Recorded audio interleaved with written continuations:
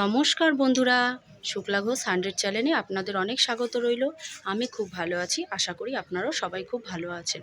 তো গরমে স্কুলের ছুটিতে আমি চলে এসেছি মেদিনীপুর শালবনিতে, আমার মামার বাড়িতে। আপনাদের সঙ্গে এর আগেও মেদিনীপুর শালবনির আমার মামা বাড়ির ভ্লগ আপনাদের সঙ্গে শেয়ার করেছি, তার ভিডিও আপনাদের সঙ্গে আমি শেয়ার করেছি। তো এখন এই গরমের ছুটিতে আমি আবার ঘুরতে এসেছি। তো আমি যা যা করব আপনাদের সঙ্গে আমি শেয়ার করব। তো এখন দুপুরবেলা আমি সকালে একবার স্নান করেছি, আর একবার স্নান করে আমি ভিডিওটা শুরু করলাম। তো চলুন বন্ধুরা, দেখতে থাকুন। সারাদিন কি করছি, কোথায় ঘুরছি, কি খাচ্ছি, সবই আপনাদের সঙ্গে শেয়ার করছি।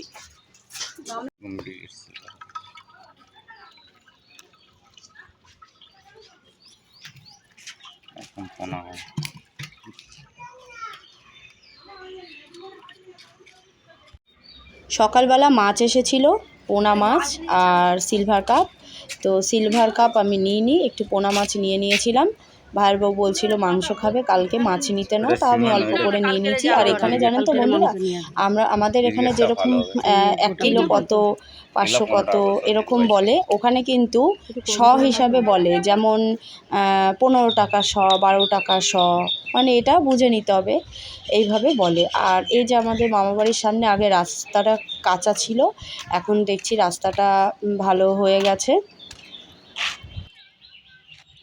দিনের বেলা তো খুবই ভালো লাগে, কিন্তু রাত্রিবেলা পুরো অন্ধকার থাকে, এখানে খুব কমই লাইট আছে। আর এইখানে জানেন তো বন্ধুরা, রাস্তার পাশে পাশে এত ফুল গাছ, এত নিম গাছ, সজনে ডাঁটা গাছ আছে, কিন্তু ওখানে মানুষরা এত ফুল তোলেও না, নিম পাতাও খায় না, সজনে পাতাও খায় না। কিন্তু আমাদের এখানে গাছে ফুল একটাও থাকে না, আর কেউ সজনে পাতাও খায় না।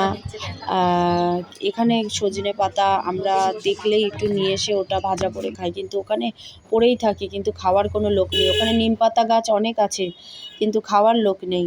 তাই আমি গিয়ে একদিন ভাজা করেছিলাম। আর এই যে আমি মাছ কাটতে বসে পড়েছি, কারণ আমার ভাইয়ের বউ মাছ কাটতে পারে না, আমিও খুব ভালো পারি না, তবুও একটু কাটতে বসে পড়েছি।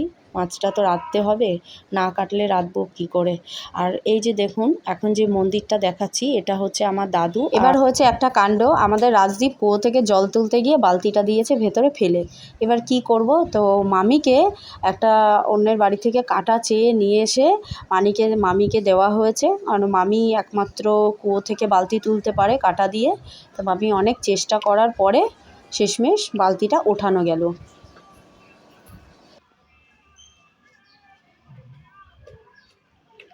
প্রচণ্ড গরম।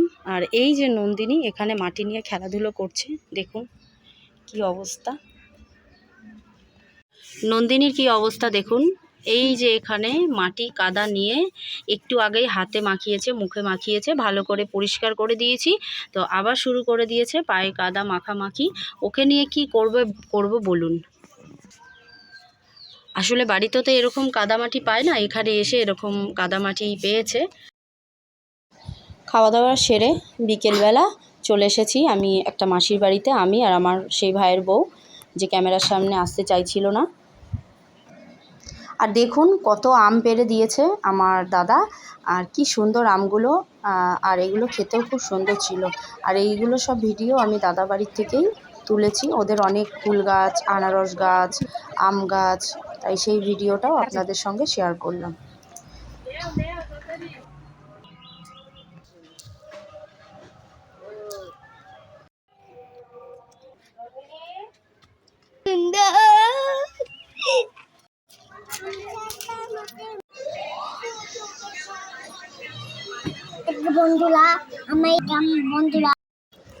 তো বন্ধুরা, এবার পরের দিন সকালে আমি একটু বাজার করতে গেছিলাম অল্প করে মাংস আনার জন্য, কিন্তু দুঃখের বিষয় সেখানে 4-5 দিন কীর্তন হওয়ার জন্য তারা মুরগি কাটে না, মানে মাংস খাওয়া যাবে না। তো তারপরে আমি ওখান থেকে বাজার নিয়ে আসলাম ডিম, আলু, আরও সবজি ইত্যাদি। তো নন্দিনী আমার সঙ্গে হেঁটে যাচ্ছে, আর এই যে একটা কাঁচা রাস্তা, এটা কিন্তু দেখা যাচ্ছে অনেক বছর ধরে আমরা যখনই ঘুরতে যেতাম এই কাঁচা রাস্তাটায় না গেলে আমাদের একটুও ভালো লাগতো না। তাই বাজার করতে আসলে আমি আমার দিদার সাথে এই রাস্তা দিয়েই যেতাম, এই রাস্তা দিয়েই আসতাম। তো দিদা তো এখন আর আমার বেঁচে নেই, তো দিদা না থাকাতেও আমি এই রাস্তা দিয়েই যাওয়া আসা করি। আমার এই রাস্তাটা ভীষণ ভালো লাগে। আর পাশেই দেখুন, ওটা হচ্ছে আদিবাসী পাড়া। আপনাদের সঙ্গে মিনি ভ্লগে আমি শেয়ার করেছি তাদের যে ট্র্যাডিশনাল ডান্স হয়, তারা বিয়ে ছিল, বিয়েতেই করছিল, আর সেইটাও আমি আপনাদের সঙ্গে মিনি ভ্লগে শেয়ার করেছি। আর এখানে দেখুন, খুবই সুন্দর, রাস্তার উপরে হাঁস যাচ্ছে, মুরগি যাচ্ছে, যেটা আমাদের এখানে দেখা যায় না। খুবই ভালো লাগছে। আমার মতো কার কার গ্রাম ভালো লাগে আপনারা কমেন্টে জানাবেন প্লিজ। আর এই যে দেখুন, আমি আলু, ডিম, টমেটো, শসা, আরও টুকিটাকি জিনিস নিয়ে চলে এসেছি, কারণ মাংস আর সেদিনকে পাওয়া যায়নি। আর এখানে পাশে আমার মাসির বাড়িতে রান্না হচ্ছিল, ডাল, পটল ভাজা, এই বৌদি রান্না করছিল।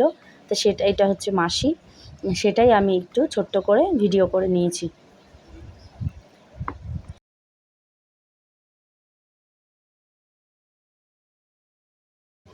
আর ওই যে সব রোদের মধ্যে ফেলে রেখেছে কাঁঠাল, আর এগুলো হচ্ছে আমার এই মাসি বাড়ির কাঁঠাল। আর দেখুন, পাশেই রয়েছে বিড়ির পাতা, যেগুলো মাসি বিড়ি বাঁধে, সেই পাতাগুলো জঙ্গল থেকে কালেক্ট করে এনে এরকম বান্ডিল করে বেঁধে সেগুলো আবার বিক্রি করে। আর এখানে আমার ভাইয়ের বউ একটা কাঁঠাল গাছ ভেঙে ফেলেছে, তাই মাসি বাড়ির ছাগল এসে এগুলো খাচ্ছে, মেশো খাওয়াচ্ছে। আর নন্দিনী আর আমার ভাইয়ের মেয়েটা খুবই আনন্দ করছে। অল্প করে ঝড় বৃষ্টি হয়েছিল, তাই আমার ছেলে অনেকগুলো আম নিয়ে এসেছিলো, সেগুলোই আর কি আমরা খাওয়া দাওয়া করছি আর মজা করছি।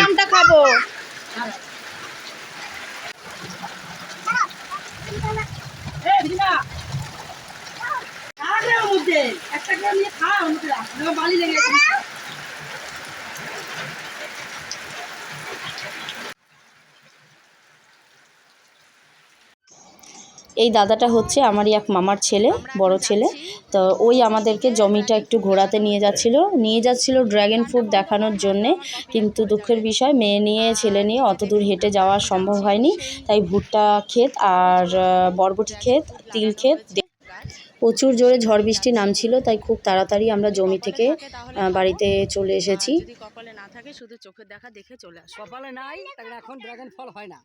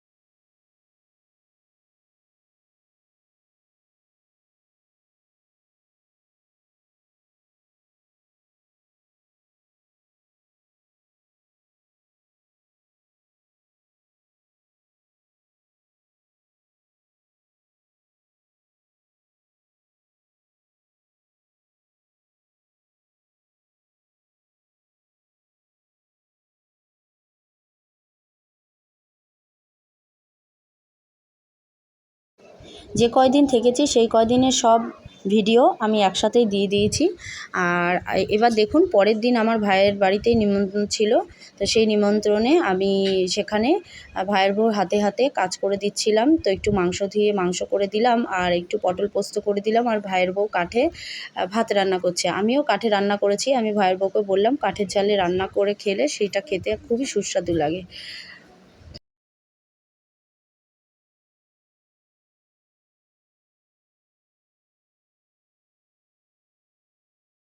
সব মশলাগুলো আমার ভাইয়ের বউ খুব সুন্দর করে বেটে দিচ্ছিল, যাতে আমার একটু সুবিধা হয় রান্না করতে। মাংসটা খুব কষিয়ে কষিয়ে রান্না করছি। আর দেখুন কাঠের জালে, আর আমি ঘেমে একাকার হয়ে গেছি আর কান্না করছি, কারণ কি আমার চোখ খুব জ্বালা করছিল। পাতে পড়ে গেছে লেবু, শাক ভাজা, সাদা ভাত, আর পটল পোস্ত, আর মাংস। এই দিয়ে দিব্যি খাওয়া দাওয়া করে আবার চলে গেলাম বিকেলবেলা একটু জমিতে ঘুরতে। আর এখানে নন্দিনী দেখুন আমার ভাইয়ের ছেলের সাথে খেলা করছিল। ভিডিওটা ভালো লাগলে